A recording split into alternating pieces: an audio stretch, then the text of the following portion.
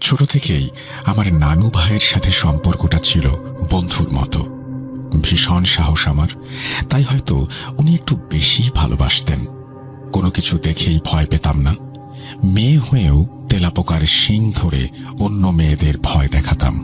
রাত 2টা-3টার সময়ও বাইরে যেতে ভয় পেতাম না।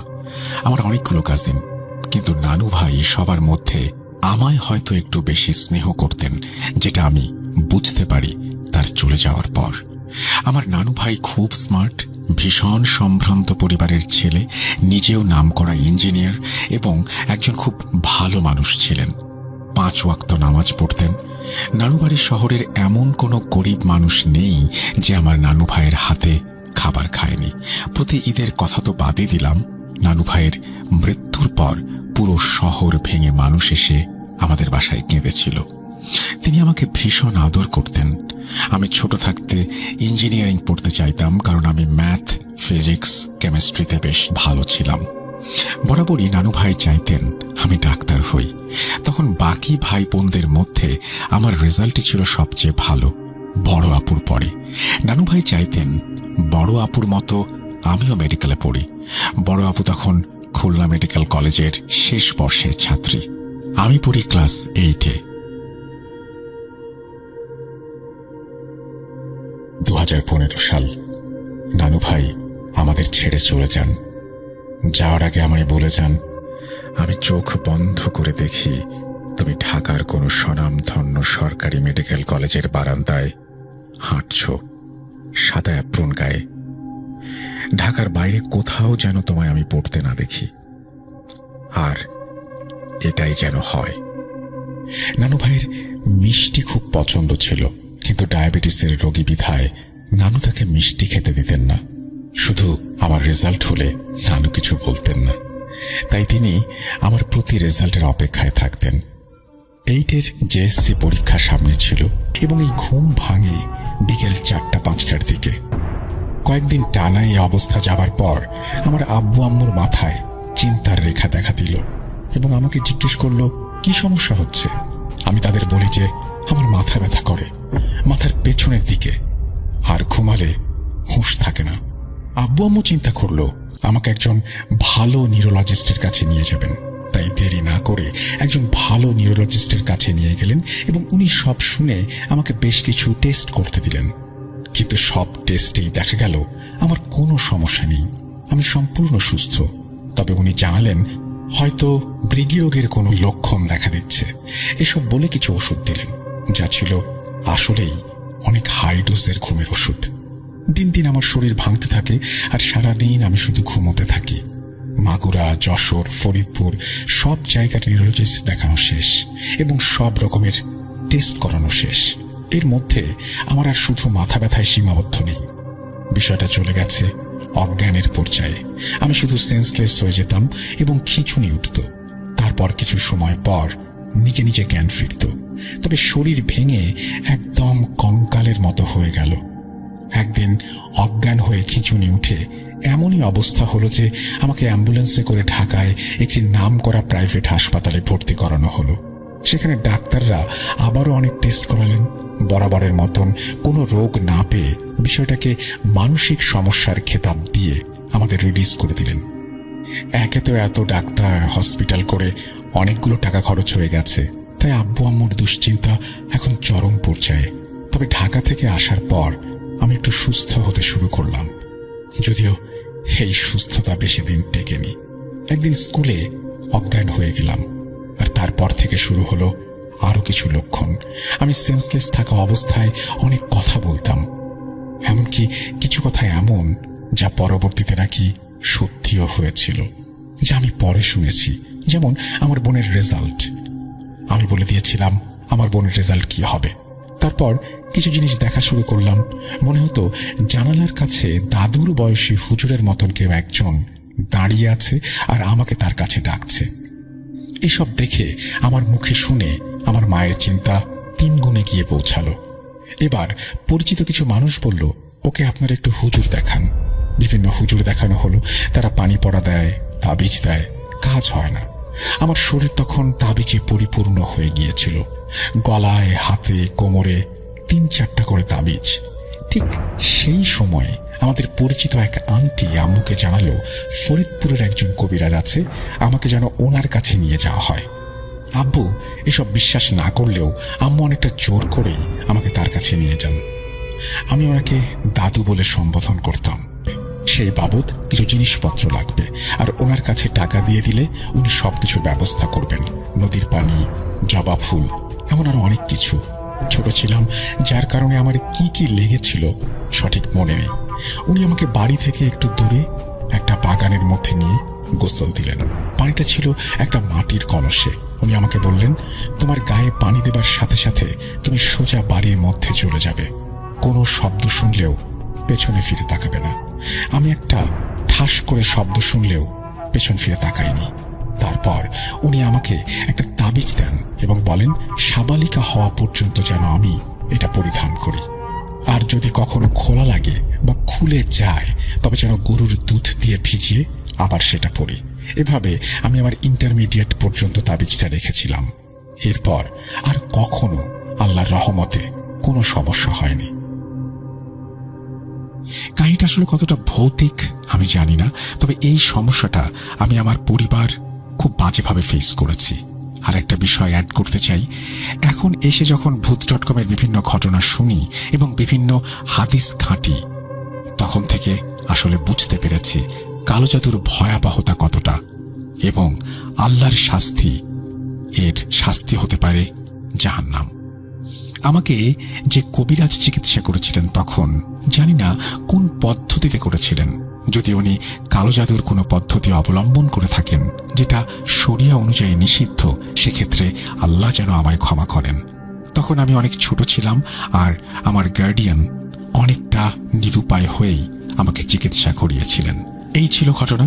সবাই ভালো থাকবেন। আমি চাই না আমার নাম এবং ঠিকানা প্রকাশ করতে, সুতরাং আমি নাম এবং ঠিকানা প্রকাশ করছি না। আশা করছি এই ঘটনাটি আপনাদের ভালো লেগেছে। যদি ভালো লাগে অবশ্যই আমাদের জানাবেন। আমরা চলে যাব আমাদের পরবর্তী ঘটনায়। আমি নাদিয়া। আজ আমি যে ঘটনাটি শেয়ার করব সেই ঘটনাটা আমাদের নিজের পরিবারের মাঝেই ঘটেছিল। তখন আমি ম্যাট্রিকের স্টুডেন্ট। আমরা শুরু থেকে ভাড়া বাড়িতে থাকতাম।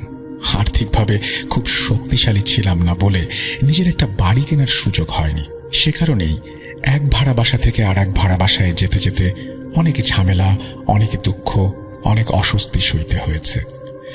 আজ আমি যে ঘটনাটি বলছি তার মূল উদ্দেশ্য হল জীবনযাত্রার এমন একটা দিক দেখানো, যে দিককে আমরা অনেকেই এড়িয়ে যাই। অনেকে ভাবেন কালো জাদু যদি থাকে তা হয়তো আত্মীয় স্বজনই করে বা কোনো শত্রু করে, কিন্তু আমি আজ এমন এক অভিজ্ঞতার কথা বলবো যেটা শুনে অনেকেই হয়তো নিজের জীবনের সঙ্গে মিল খুঁজে পাবেন, আর কেউ কেউ হয়তো প্রথমবার এরকম শুনবেন। তখন আমরা একটা বাসা ছাড়তে বাধ্য হয়েছিলাম। কেন সেটা এই ঘটনার সাথে রিলেভেন্ট নয় তাই বলছি না। নতুন বাসার খোঁজ চলছিল। একদিন আব্বু এসে সুখবর দিলেন, একটা বাড়ি পাওয়া গেছে। খুব বেশি আশা নিয়ে নয়, বরং প্রয়োজনের তাগিদে আমরা গিয়ে বাসাটা দেখলাম। ওটা ছিল অনেক পুরনো, ভাঙাচোরা, দেয়ালের প্লাস্টার উঠে গেছে, জায়গায় জায়গায় স্যাঁতস্যাঁতে দাগ, এমন একটা বাসা। তবুও পকেটে টাকা না থাকলে পছন্দকে বিসর্জন দিতেই হয়। ভাড়া কম, লোকেশন মোটামুটি, তাই মনে মনে হিসেব কষে নিলাম সামাল দেয়া যাবে। কিন্তু প্রথম দিন বাড়িটায় ঢুকেই অদ্ভুত একটা গন্ধ নাকে এসে লাগলো।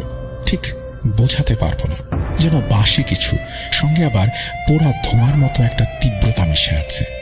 উঠোনে জোরে, বারান্দায়, এমনকি রান্নাঘরের কোণে কোণে মুরগির হাড় পড়েছিল। মনে হচ্ছিল আশেপাশের কুকুর বিড়াল শিকার করে এনে এখানে বসে খায়। আমরা সবাই বুঝে গেলাম যাই হোক না কেন বাড়িটাকে ধোয়া মোছা না করলে। তারপর শুরু হলো পরিষ্কার করার যুদ্ধ। বাইরে থেকে একজন কাজের লোক আনা হয়েছিল, কিন্তু আমরা নিজেরাও কোমর বেঁধে লেগে গেলাম। জঞ্জাল, ধুলো, লম্বা দিনের বদ্ধ গন্ধ, জলপোকা, শ্যাওলা, সবকিছু মিলিয়ে এমন একটা অবস্থা যে শুধু পরিষ্কার করতেই 3-4টা দিন কেটে গেল। পরিষ্কার শেষ করে যখন আসবাবপত্র সরানো শুরু হলো তাতেও আরো 3-4 দিন গেল। তাহলে এবার বুঝে নিন শরীর আর মন কিভাবে ভেঙে পড়েছিল আমাদের। ঠিক ওই সময় আমার বোর্ডের পরীক্ষা ছিল। একদিন পরীক্ষা, পরের দিন ঘর গোছানো। পরের দিন আবার এক্সাম। এভাবে 7-8 দিনের ভেতর আমাদের সবার অবস্থা কাহিল হয়ে গেল। অবশেষে আল্লাহ আল্লাহ করে আমরা শিফট করলাম। কিন্তু গিয়ে দেখি যে যাই করি কারোরই মনে এই বাড়িটার জন্য একটুও টান নেই, যেন বাড়িটা নিজে থেকেই মানুষকে দূরে ঠেলে দেয়। ভাই বেশি সময় বাইরে কাটাতে শুরু করলো। বলতো, জানি না, বাড়িতে আসার সময় মনটাই কেমন করে, আসতে ইচ্ছে করে না। আব্বু অফিস থেকে ইচ্ছে করেই দেরি করে ফিরতেন। আম্মি নানা অজুহাতে প্রতিবেশীদের ওদিকে চলে যেতেন। বাসায় তখন পড়ালেখার নামে আমি আর আমার ছোট বোন বেশি থাকতাম। আমার নিজেরও বাড়িতে থাকতে মন চাইত না, কিন্তু যাওয়ার কোনো জায়গা ছিল না। আর পরীক্ষার চাপ ছিল বলে বাইরে ঘুরে বেড়ানোর সম্ভাবনাও ছিল না। রাতের বেলা গোসলখানায় গেলে যেটা অনুভব করতাম সেটা ভাষায় ঠিক বোঝানো যাবে না। জানি যে আমি একা আছি, তবু মনে হতো কেউ যেন পেছনে দাঁড়িয়ে আছে। পানির কলের শব্দ থেমে গেলে যে নীরবতা তৈরি হয়, তার ভেতরও একটা ভারী উপস্থিতি টের পেতাম। মনে হতো চোখ রেখে কেউ তাকিয়ে আছে। গোসলটা ঝটপট শেষ করে দম না নিয়েই ছুটে বেরিয়ে আসতে ইচ্ছে করত। আর এটা শুধু আমার একারই না, আম্মি, ভাই, এমনকি ছোট বোনও এসব অস্বস্তির কথা বলতো। আমরা বুঝতে পারছিলাম না এটা কি আসলে জিন ঘটিত কোনো ব্যাপার, নাকি নতুন জায়গায় উঠলে যেমন একটু সময় লাগে তেমনই একটা ব্যাপার। অনেক সময় তো বাড়ি বদলালে অচেনা গন্ধ, বিভিন্ন শব্দ, নতুন দেয়াল, সব মিলিয়ে মানুষ অস্বস্তি বোধ করে। আমরা চেষ্টা করছিলাম সবকিছুকে সেই ব্যাখ্যায় সাজাতে। এদিকে আমি প্রতিবেশীদের কাছ থেকে কিছু জানতে চেয়েছিলেন, কিন্তু মুখ ফুটে কেউ কিছু বলতে চাইছিল না। আমরা ভাড়াটে, মালিক থাকেন পাশের দিকেই। তিনি নাকি একটু রাগী স্বভাবের, কেউ তার সঙ্গে ঝামেলায় জড়াতে চায় না। সবাই শুনে শুনে বলল, ভালোই তো দেখাচ্ছে, আপনি থাকলে বুঝবেন। আমরা বাধ্য হলাম চুপ করে সেই বাড়িতে থাকতে। ভাড়াও বাজার দরের চেয়ে কম, সেই হিসেবেই থাকা আর ছাড়ার চিন্তা, স্ত্রীর চিন্তা, নিজেরও চিন্তা। ছোটটা তখনও খুব ছোট, 5-6 বছরের বেশি না। আম্মি সিদ্ধান্ত নিলেন ছোটটা তাঁর কাছেই ঘুমাবে। আমি সেদিন থেকে আম্মির ঘরেই থাকি, কেবল ভাই নিজের ঘরে। কিন্তু বেশি দিন টিকল না। সেই রাতেই ওর সঙ্গেও এমন কিছু ঘটল, শেষ পর্যন্ত আম্মি আব্বুর রুমে এসে সে উঠতে বাধ্য হলো। ভাইয়ের ভাষায় সে টিভি দেখছিল, আর দেখতে দেখতে তার নজর গেল জানালায়। বাইরে একটা ছেলে দাঁড়িয়ে, বয়সে আমাদের ছোট বোনের মতো হবে, 2 হাত জানালায় রেখে ভেতরের দিকে তাকিয়ে। শীতকাল, রাত 1টা, গলির লাইট জ্বলছিল বলে ছেলেটাকে স্পষ্ট দেখা যাচ্ছিল। ভাই কুঁকড়ে গেল। আর তার মনে হলো আমি কি জেগে আছি না স্বপ্ন দেখছি। তারপর হঠাৎ ভয় এমন ভাবে চেপে ধরল যে চিৎকার করে ঘর ছেড়ে বেরিয়ে এলো। আর সেদিন থেকে ভাই তার নিজের ঘরে ঢোকেনি। 3য় দিন ছিল জুম্মাবার। আব্বু বললেন, ঈশার নামাজ পড়ে ইমাম সাহেবের কাছে যাব, দেখি কি বলেন শুনব। সেদিন রাতে ঠিক নামাজে আব্বু থাকা অবস্থায় আমাদের উঠোনের ঝুলনা হঠাৎ এমনভাবে দুলতে শুরু করলো, মনে হলো কেউ অদৃশ্য হাতে টানছে। বিশ্বাস করুন, তখন যদি ক্যামেরাযুক্ত মোবাইল থাকতো আমি ভিডিও করতাম। দোলনা যে উচ্চতায় উঠেছিল, সেই গতিটা যে ছিল কতটা বেশি, ভাষায় বোঝানো মুশকিল। আমরা সবাই স্তব্ধ হয়ে তাকিয়ে। আম্মি হিতাহিত জ্ঞান হারানোর আগে দরজা বন্ধ করিয়ে আমাদের একটা ঘরে ঢোকালেন। আমরা সবাই মিলে দোয়া পড়লাম, আয়াত পড়লাম, আব্বুর ফেরার অপেক্ষায় রইলাম। একটু পর দরজায় ঘন্টা বাজল। বাইরে যেতে ভয় হচ্ছিল খুব, কিন্তু যেতে তো হবেই। আমরা সবাই গিয়ে দরজা খুললাম। আল্লাহর রহমতে ততক্ষণে দোল থেমে গেছে। ভাই আব্বুকে নিয়ে ঢুকলো। আব্বু বসেই বললেন, আমি ইমাম সাহেবের সঙ্গে কথা বলেছি, তিনি যা বলেছেন শুনে আমি নিজেও আঁতকে উঠেছি। আব্বু জানালেন, আগের ভাড়াটেদের ওপর কেউ শত্রুতা করে জাদু করেছিল। সেই জাদুর উপকরণ এই বাড়িতে কোথাও রেখে গেছে। এই সব জিনিসের কিছু নাকি এই ঘরেই লুকিয়ে আছে। আগের ভাড়াটেরা তাই হয়তো রাতারাতি পালিয়েছে। আর যেহেতু জাদুর সূত্র এই বাড়ির ভেতরেই, তাই নতুন যে পরিবার এখানে আসবে তার উপর সেই প্রভাব পড়বে। ইমাম সাহেব সাবধান করে বলেছেন, তোমরা যদি দ্রুত বের না হও তবে এর প্রভাব ত্বরান্বিত হবে। এমনও হতে পারে কারো প্রাণনাশের আশঙ্কা আছে। আমরা একে অপরের মুখের দিকে তাকালাম। ভয়, বিস্ময়, ক্লান্তি সব মিলিয়ে বোকার মতো বসে রইলাম। তারপর যেন একসঙ্গে সিদ্ধান্ত হলো, অপেক্ষা নয়, দেরি নয়।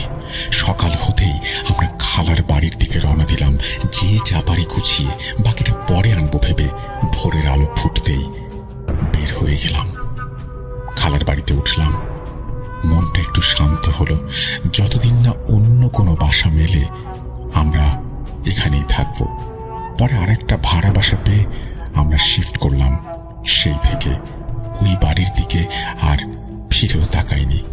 এই পুরো অভিজ্ঞতা থেকে আমরা একটাই শিক্ষা পেতে পারি, জরুরি না যে জাদু শুধু আপনার ওপরই করা হয়েছে।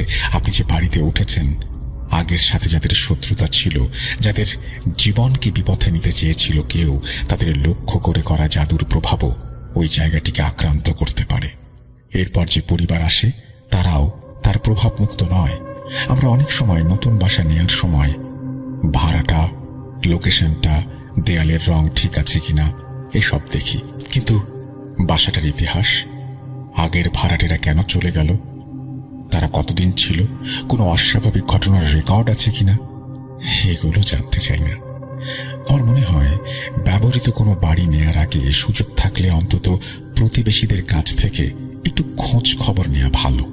কেউ যদি সরাসরি কিছু বলতে নাও চায়, তাহলেও ইঙ্গিতে অনেক কিছু বোঝা যায়। ঘরে ওঠার আগে আয়াতুল কুরসি, সূরা বাকারার প্রথম দিক, শেষ 2 আয়াত, সূরা ফালাক, সূরা নাস এসব পড়ে দোয়া করা যায়। আমরা কোরআন খানি করেছিলাম। ইচ্ছে ভালো ছিল, কিন্তু সময়টা ঠিক ছিল কিনা পরে বুঝেছি। এইসব বিষয়ে আগে বোঝাপড়া জরুরি। যাই হোক, আল্লাহ রহমতে আমরা বড় কোনো ক্ষতির আগেই বেরিয়ে এসেছিলাম। আজ যখন এই ঘটনাগুলো লিখছি, এখনো মনে পড়লে শরীর কাঁপে। গোসলখানার সেই অনুভূতি, আয়নার সামনে 2 মেয়ে, লনে দাঁড়িয়ে থাকা পোড়া মেয়ে, হাড় পোড়া গন্ধ, উঠোনে ছড়িয়ে থাকা মরা কবুতরের ছানা আর 2টা কাক, রাতের অন্ধকারে বেড়ালের তীব্র কান্না, দেয়ালে পাথর পড়ার আওয়াজ, টেনে ঘষার মতো অনবরত শব্দ, ছোট বোনের ওরা মেরেছে বলা, শিশুর কান্না আর আজানের সঙ্গে সঙ্গে থেমে যাওয়া, জানালায় 2 হাত রেখে দাঁড়িয়ে থাকা সেই ছেলেটা, আর ঝুলনার উন্মত্ত দুলনি। সবাই আজও মনে হয় জীবিত। আমরা কেউ নতুন কোনো ঘটনা ঘটাইনি। আমি ঘটনাটা শেয়ার করলাম এই আশায় যে আপনারা যদি কোনো ব্যবহৃত বাড়ি ভাড়া নেন, তাহলে আগে একটু খোঁজ খবর নেবেন। শেষে একটা কথা, আমি নাদিয়া, আমি কোনো আলেম নই, কোনো ঝাড়ফুঁকও জানি না। আমি কেবল একজন সাধারণ মেয়ে যে এই ঘটনা ঘটার সময় ম্যাট্রিকের ছাত্রী ছিলাম। তারা এই সকালের আগ দিয়ে, ফজরের আগ দিয়ে আবার ওই মেশিন ঘরে যায়, গিয়ে ওখানে যে শুয়ে পড়ে। সারা মূল্য মানে আমাদের গাবিনা আসলে সারা মূল্য ঘুরে আনে আর কি, ঘুরে ফিরে আসে ওখানে আর কি, আবার ঘুমায়। যখন ফজরের আজান দেয় তখন তারা ঘুমায় যায় ওখানে আর কি। ফজরের আগের থেকে যায় ওই জায়গায়, যা ঘুমায়। আবার পরে যখন সকালে অনেকেই যেত ধান ক্ষেত দেখতে যায়, যা দেখে যে ওখানে গঙ্গানের আওয়াজ, যে তাকে গঙ্গানের আওয়াজ পরে যখন আশেপাশ থেকে মানুষ ডাক দেয় ও যায়, যে দেখে তাদের শরীরে অতিরিক্ত জ্বরের কারণে তারা এরকম গঙ্গাইতেছিল, মানে শব্দ করতেছিল। তাদেরকে বাড়ি আনা হয়, আনার পরে ঝাড়ফুঁক করা হয় ও তাদের মুখ থেকে শোনানো হয় যে কি হয়েছিল। তারা সবকিছু আর কি বলে, এইভাবে হয়েছিল আমাদের সাথে। এটাই ছিল আমার ঘটনা আর আমার মুখ থেকে শোনানো।